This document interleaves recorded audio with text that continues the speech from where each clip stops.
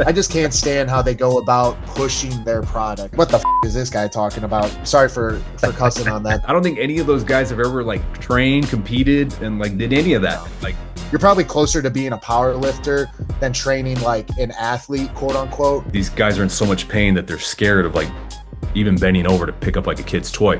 Like and any of my kids that are watching this is not a diss, but like you can tell like a lot of the kids I get now, like they probably didn't play as little kids. Like, All right, everybody, welcome to the Superhero Podcast. This is episode 8. I have Tim with me. We're gonna let him run through a 30-second intro of who he is, what it is he does. Everybody who's not familiar with who he is, listen up.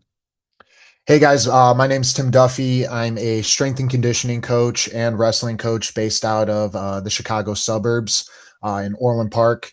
I've been coaching now for 6 years. I went to the University of Iowa to kind of get my degree.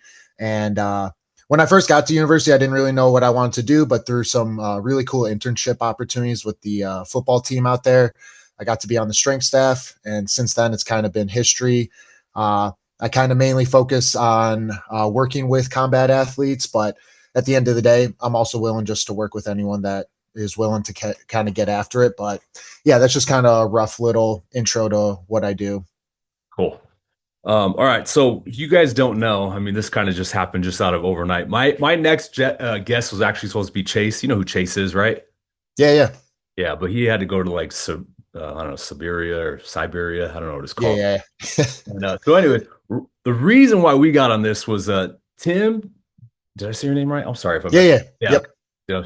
So many names going on. All right, so Tim saw one of my posts, which we're gonna actually look at real quick, and Mhm. he made a responding post for it. So we're just gonna catch everybody up to date right now. If your wrestler only trains up and down, they're missing out on all this other stuff that could be a total game changer for them.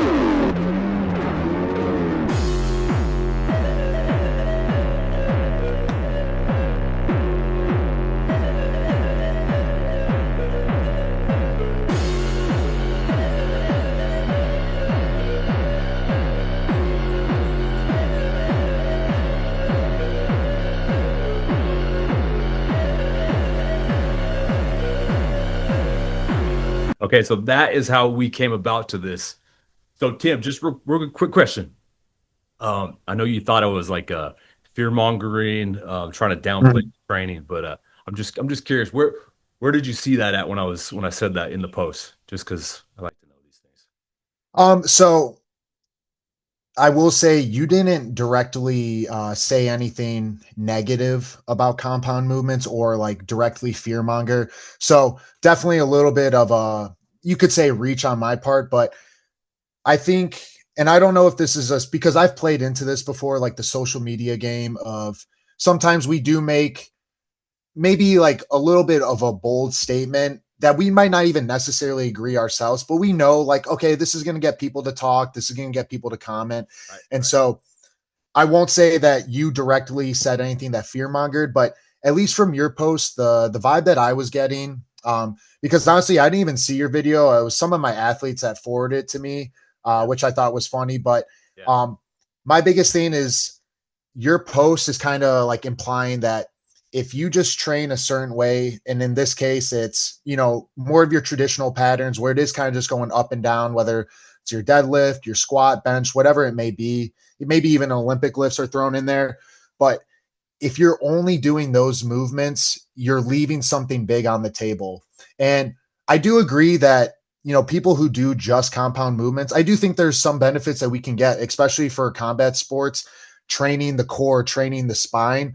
But I also do think, like, while you didn't say anything directly, kind of, you know, talking bad on compound movements, I do feel like maybe you can kind of understand where I'm coming from, where you were almost painting a picture that, hey, these aren't good enough in on themselves and that you need to be doing these other things. And while I agree in extent, I also think it's maybe a little bit disingenuous to say that there aren't athletes that don't perform at a high level that, you know, that are just doing traditional compound movements. And I think like we would both agree there's always a balance between the two. Right. You know, if you're super far on the spectrum for compound movements, you're probably closer to being a power lifter than training like an athlete, quote unquote. Yeah. And vice versa. If you're just doing all these really underloaded, maybe flashier looking movements, then we're leaving so much strength gains on the table. And so maybe I reached a little bit in saying you're fear mongering compound movements. Yeah. And maybe that's just a little bit on my part of, and I'm sure you've seen it a lot on your feed, whether it's functional patterns, the GOTA guys, some of these more like out there fascia guys. I think like your type of video just, I immediately in my like basic human brain like just automatically lumped it with these guys of like who are really bad faith actors. I really do think a lot of these guys, I don't even know how much they truly buy it, and they just know that there's always going to be a counter movement to the traditional lifts, and that they know they can just tap into that market and make some money. And I hate those guys a lot because they play on people's fears, and a lot of athletes' fears is getting injured.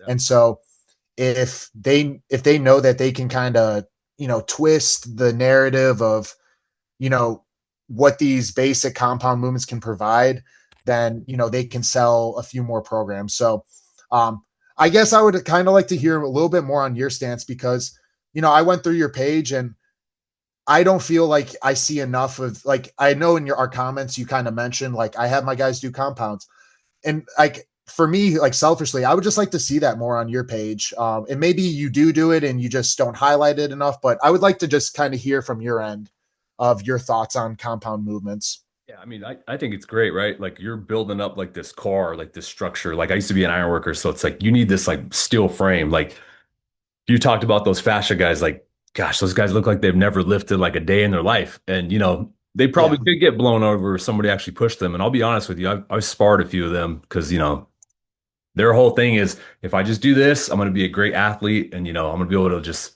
hang with anybody. And wrestling, right? Yeah. Especially wrestling, it's like unless you do it every single day, I don't care how much of a freak athlete you are, like you're not going to be able to like succeed past these guys that do it all the time. Like that's just a totally different No. nature and beast right there. But Yeah. yeah, you need those compound lifts. I don't really highlight it that much because I mean, I don't want to say like it's not like my expertise, but it's like we see 90% of like, the guys wanting to lift heavy and like now Mhm. I got to compete with a crowd right there, right? Of like that's just what you guys do, right? This is what I do. This is Yeah. like my little percentage. I still do like some, we'll say compound type lifts, but it's a little bit more unique too as well. Okay. But it just depends, right? I mean, it always comes to like the viewer's eye, right? I realize over like 10 years of doing this, it's like some people look at this and they go, oh, that's cool, that's flashy. And then look at some other stuff and they go, I can never do that. I could never understand that. And I go, all right, well, that's just pretty much a waste of my time to even like send that Okay. even up there. Because at the end of the day, right, it's like, unfortunately, we're here for views. We're here to capitalize off of the social media world. Yeah. And it sucks that sometimes we have to do Mhm. these things. And I'll be honest with you, I had, and I don't mean this in a disrespectful way. I didn't know who you were. I just typed in wrestling Okay. strength exercises and I was like, oh, I say up and down right here. I was like, he's doing an up and down motion right now. I'm going to use I that, gotcha. utilize that right there, right?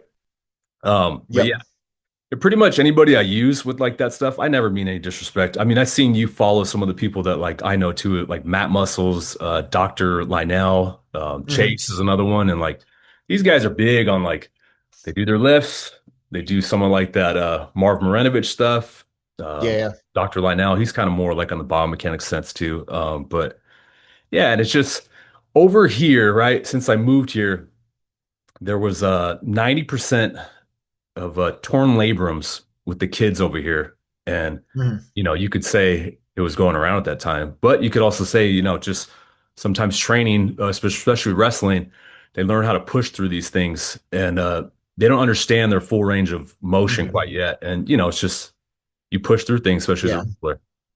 But yeah, I mean, that's pretty much it right there of how I see things. No, that makes sense. No, yeah, that does make sense. And because I'll admit, like, even as I was like making the post, I was like, I could see this just being like, even you using my clip, exactly what you said. Like, as I was doing, I was like, okay, I'm sure he wasn't like, oh, he looked at my entire page and was like, oh, this guy does do this stuff. I'm going to like misconstrue it. So maybe that's a little bit of like an emotional outlash on my part.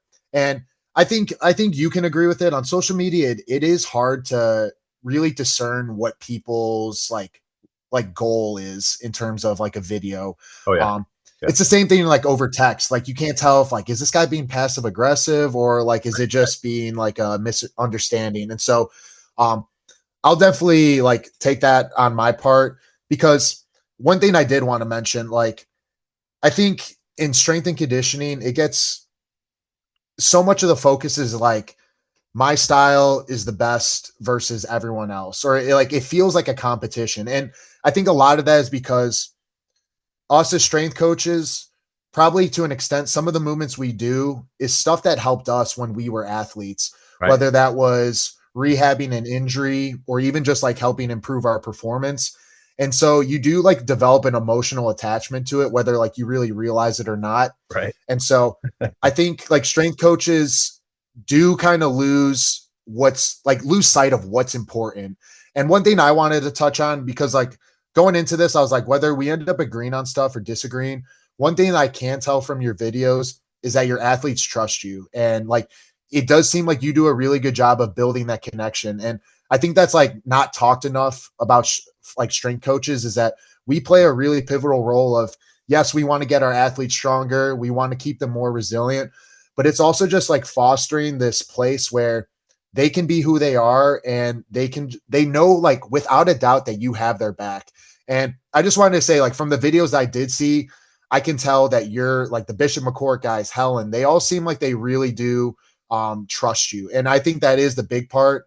If anyone can take away from this message as a strength coach, it's not always about having the best program or the best periodization. It is about like, can you get your athletes to trust you and can you listen to them and like help meet their needs while also doing the things that you know that they need to be working on. So Yeah. I do want to give you kudos to that. Appreciate it. Yeah, I guess I think kind of what we both can just agree on is like, I think most of my issue is just how you word some of your videos. And I think that's just the social media game. Right. Um, Right. because like we talked about, like, yeah, there are athletes that are going to get really good benefits and have very long longevity careers doing just very basic movements.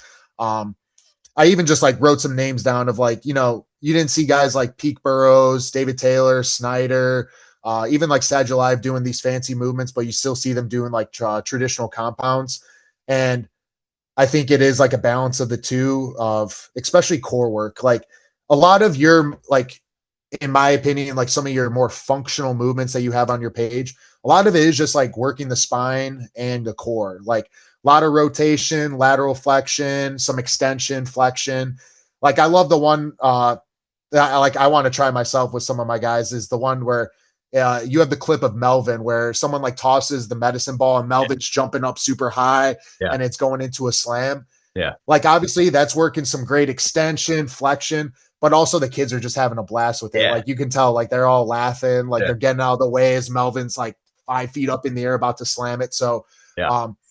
Yeah, I guess my issue is just like some of your posts, and as we talk, I realize you're not like some of your posts just feel like you're creeping into that functional patterns, like style of content, which, like I like even like in that video, the medicine ball where you kind of rotate and pivot. I got that from functional patterns. Like I love some of their core work that they do. It's just Naughty and some of the like guys that are the head coaches. I just can't stand how they go about pushing their product of Yeah. what I was saying that you were doing, which was that fear mongering. So, Yeah.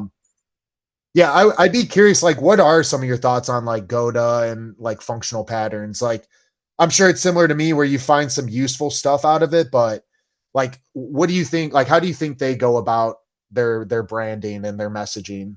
Yeah, I don't like the way they do their thing. I mean, so like as we're talking, right? A lot of the guys I have on here, that are like, we'll say strength conditioning type coaches in like the game, like I think that are really, really good too. So I'm giving you kudos on that one right there.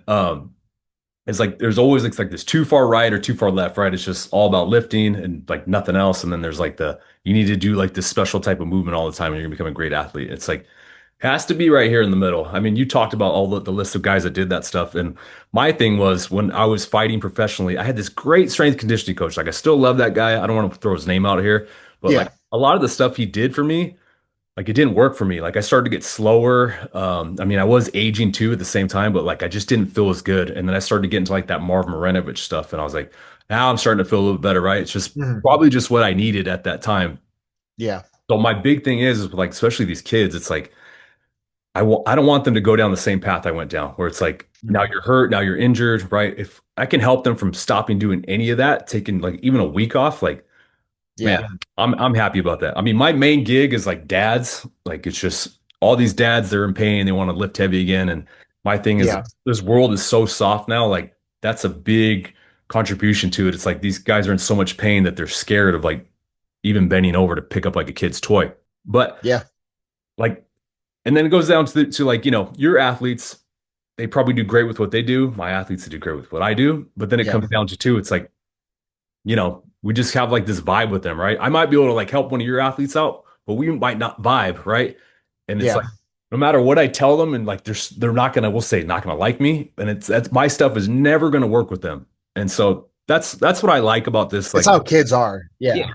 but that's what I like about this game, right? It's like whatever I can't do, somebody else can do, right? If our intentions are what they're supposed to be when it comes to Mhm. training these kids, then that's all that matters. It's keeping these kids on the mat and, watching them grow and seeing them succeed is huge. And whatever route that is for them, perfect. But yeah, I don't like those go to functional patterns guys. They really try to like fearmonger you, pour that sauce on you that like they've never even dealt with. I don't think any of those guys have ever like trained, competed, and like did any of that. No. Like that's the big thing. Unless you did it, then you can go ahead and say something about it. I know there's a couple people out there that never did it, but they're really smart and they can coach people, and that's cool. But Yeah. even them, they're not the ones trying to like pour this like, you better drink this Kool-Aid or you're gonna die.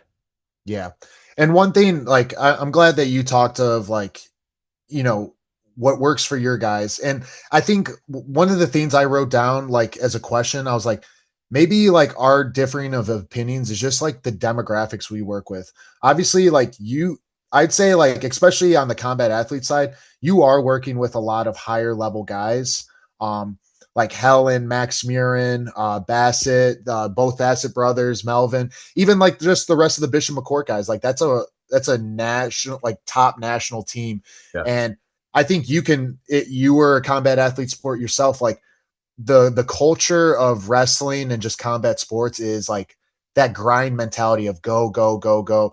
And I think with you working with some of the highest level like athletes, I think you probably sometimes have to like pull them back a little bit because they have developed such this mindset, especially like you watch how Bo wrestles, like that dude is nonstop. And I'm sure like sometimes like he has, and I'm sure he's gotten better as he's gotten older and more mature, but like I'm sure sometimes like he had a hard time like just like toning it back in other aspects of his life because he is such just a driven guy. And so I wrote down like maybe just different demographics. Like most of the high schoolers I work with are just like so like physically lacking. Like you can tell, like, I don't know if it was COVID or just like how kids are now, like with technology, but like Right. you can tell like a lot of the kids I get now, like they probably didn't play as little kids. Like they don't have the basic, whether it's grip strength, like just like and any of my kids that are watching this is not a diss, but like a lot of them like that come in their freshman year, they're skinny fat. Like Yeah. they're not overweight, but they're not strong. And Right. so I Yeah. think you are working with higher caliber athletes that you probably do have to tone it back and not push so hard in the weight room and just, like you said, maybe address a few injuries or some nagging stuff, or just give them a little bit less workload so they feel refreshed and not just constantly run into the ground. And um, that was like something I wanted to touch on just because I think that's also my framework is like, I need these kids to get strong. Whereas you're more of like just optimizing what is already like these guys have put in through the years and years and years of training. So Yeah. I think that's also good for other people to hear that um, the demographics of who coaches work with do play a very like extensive role into the exercise selection that you're going to pick. And Yeah. that's even like me saying that, that's also for me to hear myself like that. Yeah. Just because one coach is doing something doesn't mean that what you're doing is like negatively affecting your athletes. Yeah. And then yeah, even like you talked about Helen, like I got a big issue with those guys too. I know a lot of people do is the training lab. Like, gosh, that stuff is just like Yeah. put a ball on a plate and throw the ball. Are you kidding me? Um, I don't know if you've ever seen the video. What really pissed me off with the training lab was it was like a few months before the World Championships, and Spencer Lee was out there, and they're doing like a warm up game where he's on like a Bosu ball balancing, and they're doing like battle ropes, and like the goal is basically to like pull your partner off. Right, And right. Spencer looked so uncomfortable in that video, and like obviously everyone knows his history with knee injuries. And then they were having him do like a slide board, which I love, like the slide board. I think that's great for working like your adductors. But they had him with like weight, and Spencer just looks so uncomfortable. And so yeah, they do a lot of just junk volume, but I also just feel like like we've talked about, you got to know your athletes, dude. You have to know their history. Yep. Like, did he ask Spencer, like, hey, are you sure like you're good doing this? Or did he just say, hey, this is what we're doing today? Yeah, for And film. so I'm glad you brought up the training lab because like I bought an arm ergometer because I saw the training lab, and I love the arm ergometer. I think it is like a great tool to use, but yeah, I'm glad you brought them up. That and they are the biggest, like the profile I can think of the most that like relies on the athletes that they have trained at their place to justify their method. And so, like, obviously, they have Hamzat, Armin, a lot of really young, like, high level guys that are like U17, U20 successful wrestlers. Yeah. And they just use those guys to like continuously push. And you start seeing more athletes like Cub Swanson has come out, talked about how he feels like that training really negatively impacted that stage of his career. Right. And yeah, I'm glad you brought up the training lab because, yeah, those guys also drive me insane. Yeah, I brought him up because, like Helen would go over there and like I get it, right? It's like the athlete, right? They want to look the best, they want to feel the best. But I mean, it does come down to they want to look the best, right? Like people want like these abs, like whatever they're watching on Instagram, right? It's like I want that because look at how they look. And every time she was done with that training and we trained, it was all about just fixing her back up. Like, and to me, that's a negative. Mhm. Like that's a waste of time. That's a waste of move. Like, why do you need to do that if that's what it's going to do to you? And Helen is older. Yeah, She's pushing that age limit right now, and it's like you don't need all that. I mean, you don't need all that anyways, but like you don't need that. You spent yeah, all this time grinding, and now it's all about refining to me at this certain age for her. And it's just make sure that you feel good and you can perform the best that you possibly can. And yeah, do your lifts too and as well, like so you still feel strong, but it's that's just garbage and shouldn't even be worth yeah. watching anymore. No, exactly. With Helen, like she has like her career, like obviously she's going to go down as one of the best, whether it's for women's or men's USA wrestling. Yeah. And yeah, like at this stage of her career, like obviously she won the world championships last year. Like I don't think much has to be changed for what she's doing other than just making sure that come the world championships or the Olympics, like she feels the best that she can possibly feel. And I think there's also like a misconception of like, injury prevention, pain prevention.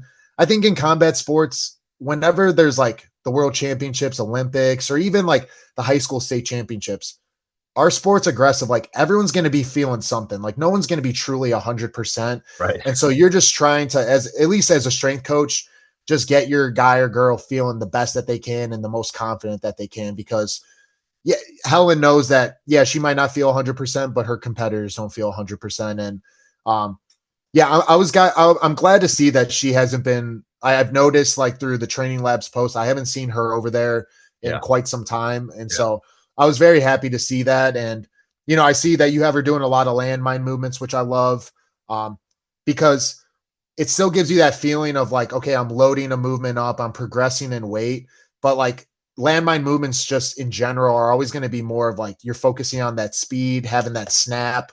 Yeah. I always joke with people like when I first like kind of stumbled on Landmine University, my obliques have never been more like sore the next day than after doing just like a few sets of like even just off the ground snatch into this position where you're Right. really crunching that side oblique. Yeah. And Yeah. so I'm sure like obviously you work with Helen. I'm sure she's been enjoying that. Just like one, learning a new skill. It feels fresh. It doesn't feel like the same thing that she's probably done millions of times, Right. but it's also just giving her that pop, that snap that is probably making her feel really confident when she does get on the mat. So Yeah. Yeah. no, that's awesome that, yeah, that you've been being able to help her kind of continue on in her career. Yeah. But yeah, man, this was good. This was a good talk. I'm glad that we got to chop this up and make this happen, man.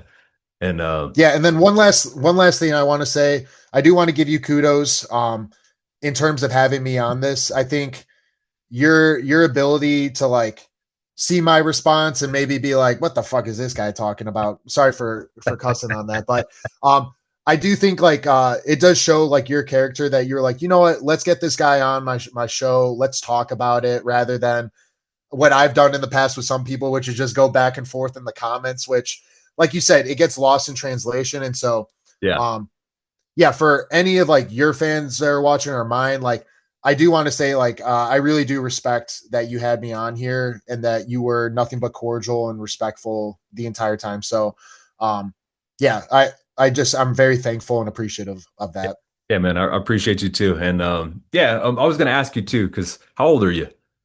I'm 28. 28. Okay, yeah. So yeah, I'm 40. So that's another reason why I like, I just do what I do right now because it's like I've been there, right? It's like I think 30 is when my body started to really fall apart. But granted, I was an iron worker and a professional fighter around the same time. So it's just like Yeah, that adds some some wear and tear on the body. it hurts. So it's like sometimes these kids, I feel like it's like you're coming to dad to get some wisdom and we just show you a few things. You want to use it, use it. If you don't, you don't, but not eventually, but there's going to be some things in there that you're going to have to like just hold on to. I don't know if you've seen that exercise that I've been doing with a lot of more dads, but it's called the Homelander, and it's we'll say it's a Okay, stretch. yeah, yeah. I It's a think I stretch. haven't It's seen it. a stretch, but like with just some heavy weight. And to me, it's like, why not reset the body with one exercise, do it real quick, and then okay, I'm ready to do whatever it is that I got to do, whether that's powerlifting, whether that's wrestling, whatever it is you want to do, and Yeah. to take away time from people having to do 90-minute band routines or just hour-long yoga Yeah, hot all the stretches, junk. like Yeah. dude, like that's what I'm all about. I'm all about time efficiency and just making sure that there's an easier path to get there than having to do all these other things that I'm sure you probably done too as well. Hmm. Yeah. Yeah, absolutely. I couldn't agree more on that. Yeah. But thanks, man. I appreciate you being on here. Anything you want to throw on here, like your you clients, online stuff you're working on. I mean, just any of that, throw it on here at the end. So whoever sticks around needs to know this. Yeah, I would just say I mainly just post on Instagram. That's what I can stay the most consistent with, and I'm the most passionate about. But it's Tim underscore Duff Duff 128. So yeah, you can just follow me on there, and I'm getting back into posting. I took a little time off just because I was dealing with a few injuries that that we kind of alluded to.